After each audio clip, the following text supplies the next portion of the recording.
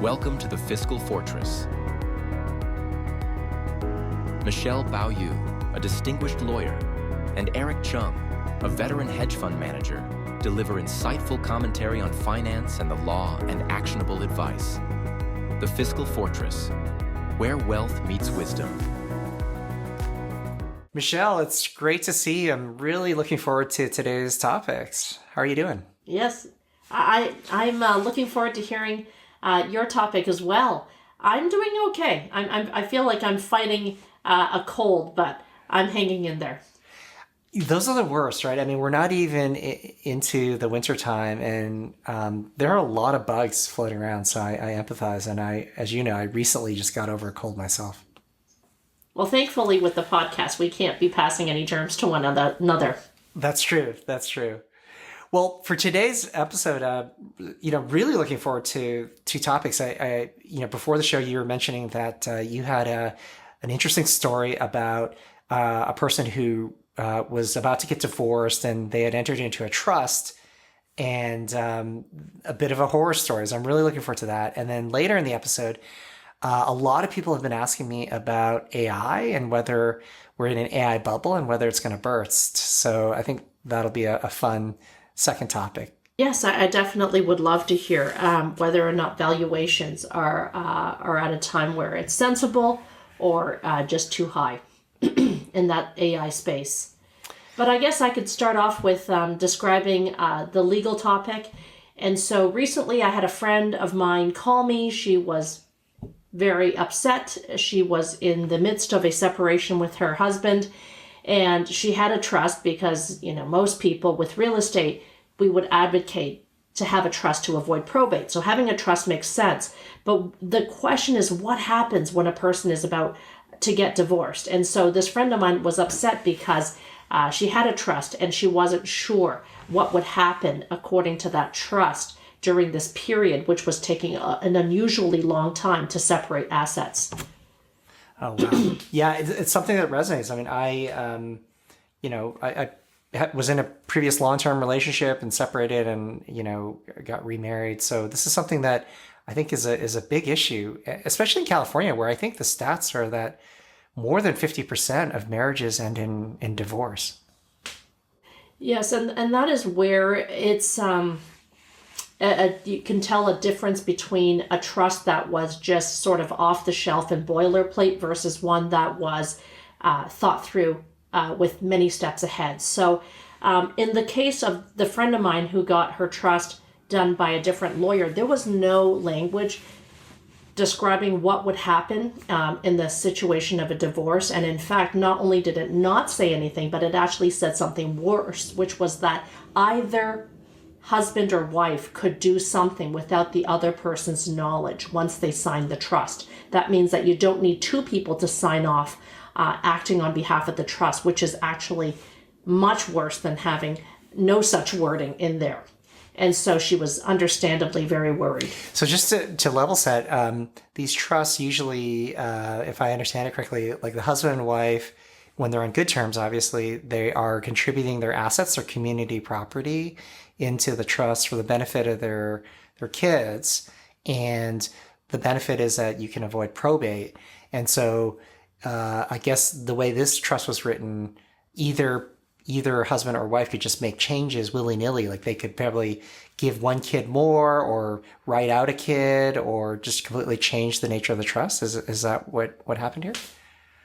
Correct. And it's because the decision when they did the trust, or maybe they didn't even realize what they were signing, is that normally it makes sense to have both people sign off on any changes to the trust, that one person cannot act on behalf of the other person when they are, when they have control over themselves, when they have legal capacity.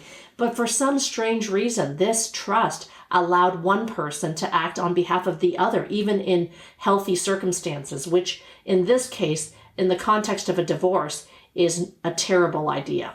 Yeah.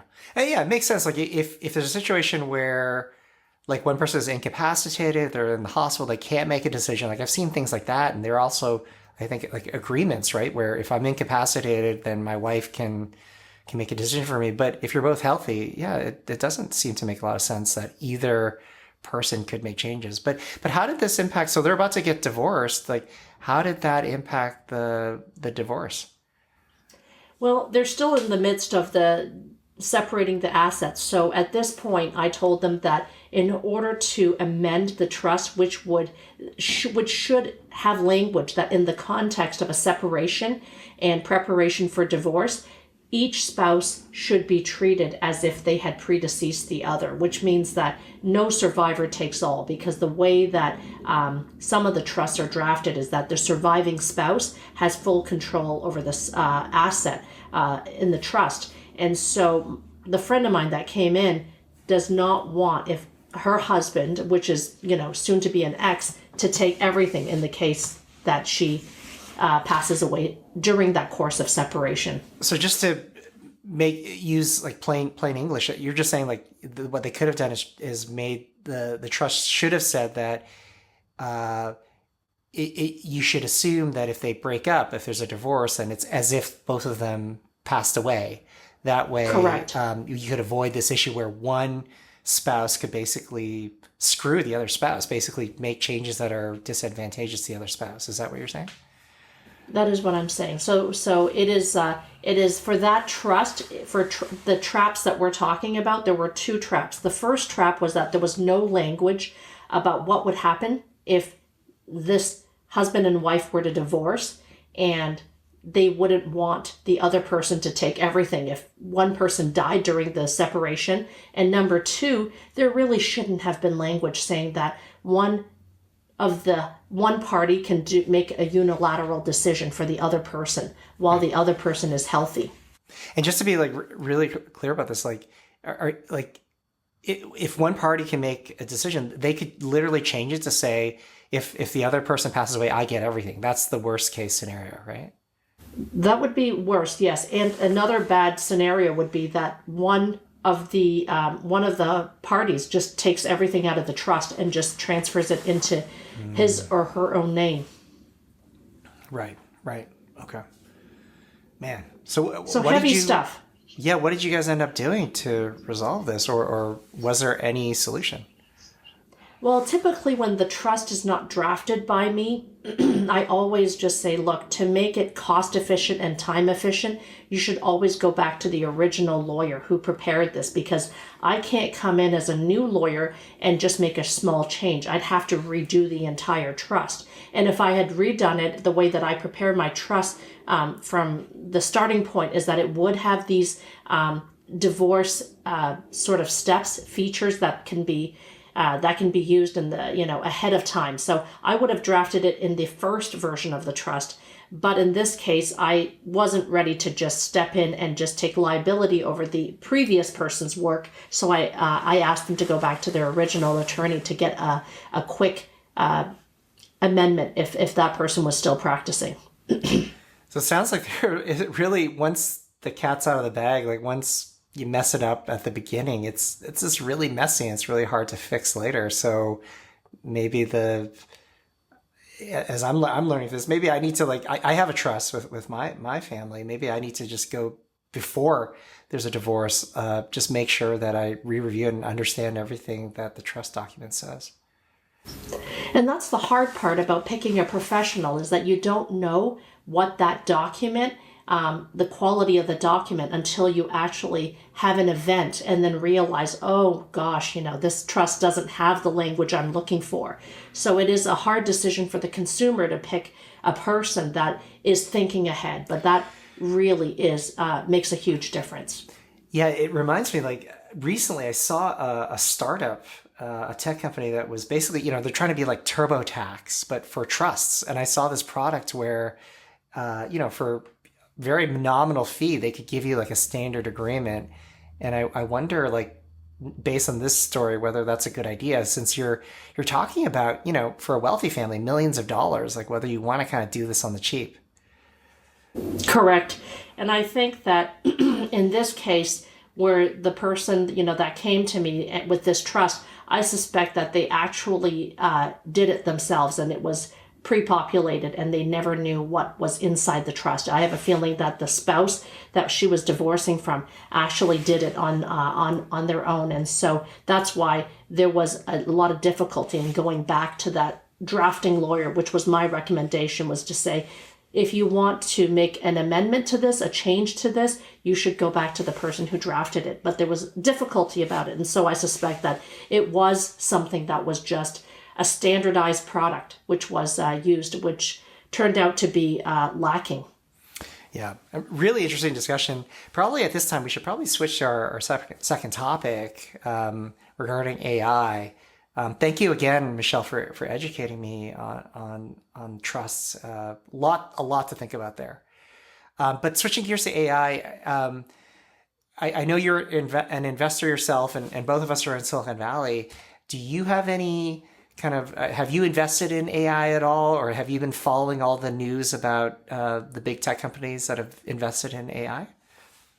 Well, I'm always keeping my ear, open to hearing whether it's a good time to put more money into the market. And so I do wonder whether or not these levels, there's a lot of people talking about, Warren Buffett, I had read recently, is actually hoarding cash at this point. And so I'm just wondering if that's a sign that perhaps this market is not a good time to be putting more money into. Yeah, it's a really interesting time. And you mentioned Warren Buffett. Warren Buffett is one of the most famous, arguably technophobes. Like he's a person who's notoriously been very cautious about investing in tech. He did invest in Apple. And at one point, Apple was the biggest stake in Berkshire Hathaway. But recently, he's been selling off Apple. And you're right. He's been raising a lot of cash. There's been so much optimism about AI recently. In fact, I think I'm on safe ground saying this. The entire stock market is basically being lifted up. Almost, the majority of the gains, maybe the vast majority of the gains, are by seven companies, and they're all AI companies, from NVIDIA to Amazon, Google, Microsoft, Apple to a lesser degree, Google. And so, and there's also a real skepticism about whether the trillions of dollars that are being invested in AI, whether there's going to be a return on investment. That is definitely the concern. I think all the companies that are doing well these days are based on AI, but whether that amount of money pouring in and the valuations can be justified is just unclear. So what is your take on it, Eric? Is this a time to be cautious? It's definitely a time to be cautious. I'd say a couple of things. The first is that, we've seen this story before, right? Like going 24 years back, 25 years back, the internet bubble.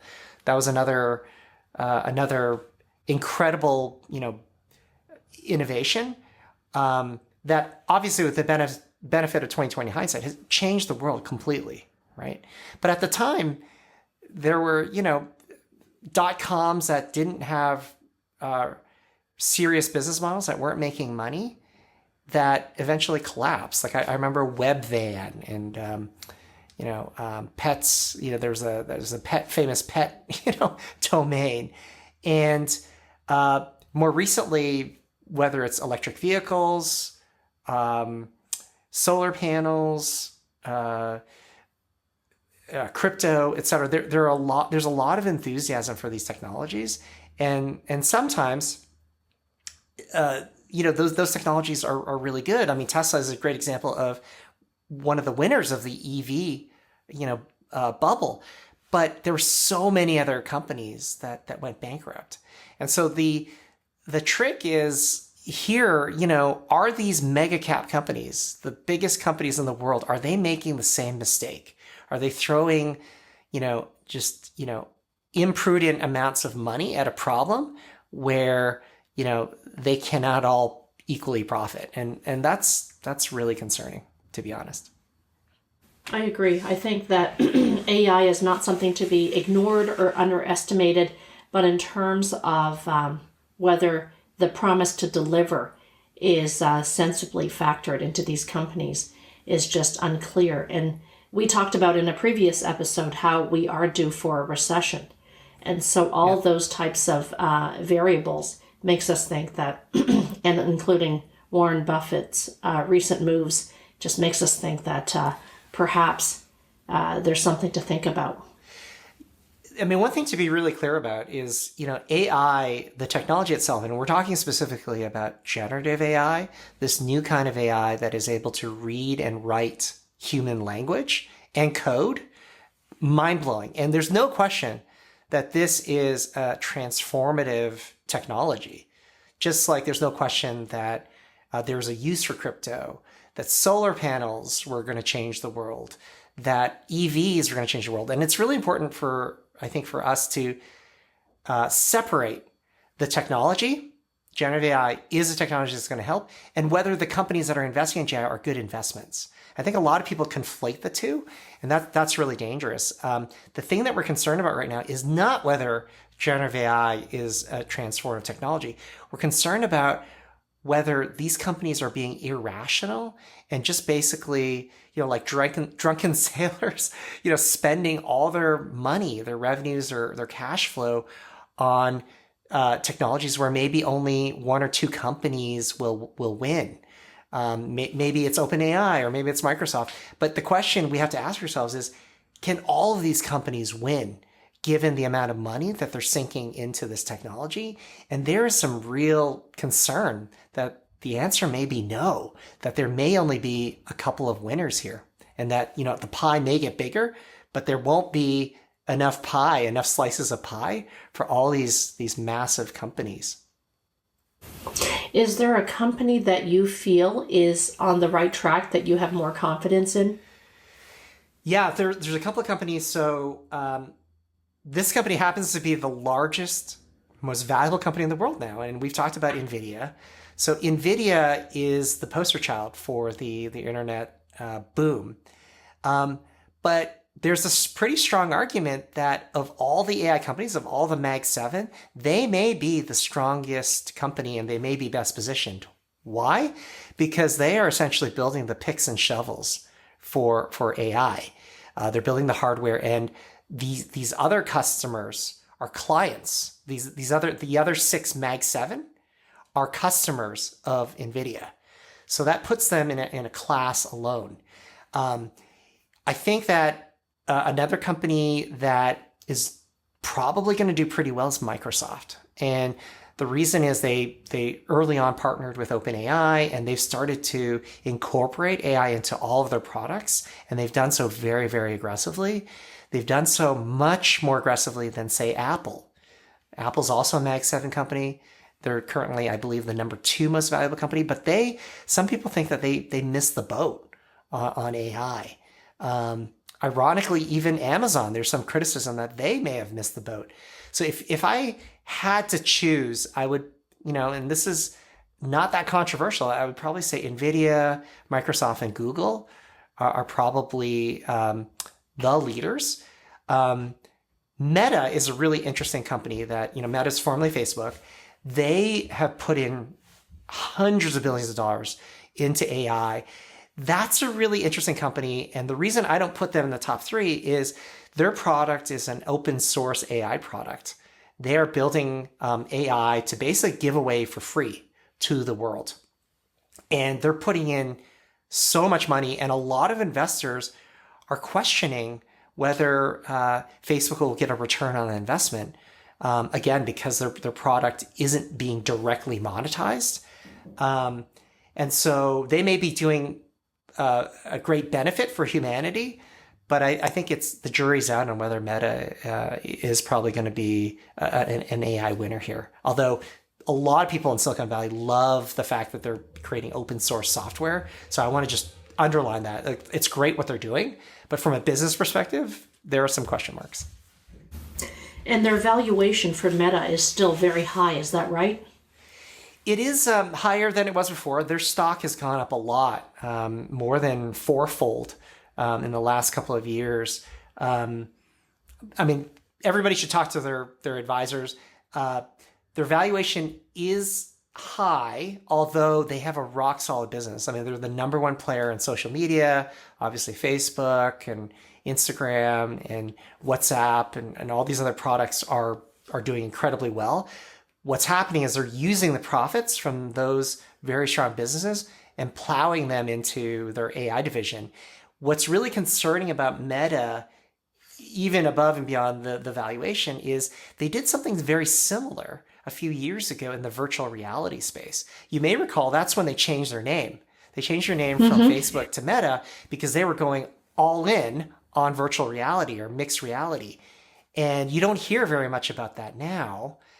And also they had to fire a lot of people and really cut back on their spending in the AR space and, in the VR space.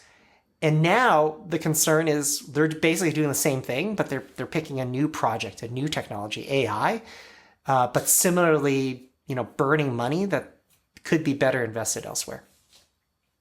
Is there any connection between the recent layoffs that we're seeing and the value with the AI rise? 100%. Well, there's two things going on. Elon Musk, the CEO of Tesla, when he took over Twitter, you may recall a few years ago, he basically fired it was more than half the workforce, super deep cuts. And since then, it's been it's been trendy in Silicon Valley for CEOs to basically cut staff. So that's one thing that's been going on, to be very lean. The other thing is that there's no denying that engineers are more productive now with generative AI because the AI can code fairly well. It can't do it in a vacuum. It needs to be done with the oversight of humans. But I think it's definitely true that, for legacy companies, they probably, can maintain their current business with fewer engineers using AI. Now, that doesn't mean that they should do that. They should continue to grow. And as they build more products, that would be the reason to hire more people. But I definitely know that is a reason that a lot of companies have cut engineers. That makes a lot of sense. Thanks for reconciling those two observations. So thanks for chatting with me about these two really exciting topics, Michelle. For our listeners, thank you again for tuning in. And if you have any suggestions for future episodes or if you have any questions, please feel free to post a comment or email me or Michelle. Our contact details are in the comments below. Yes, we would definitely love to hear from you if you have any questions or comments on anything that we touched upon today. Thanks very much. Take care, everybody. See you soon.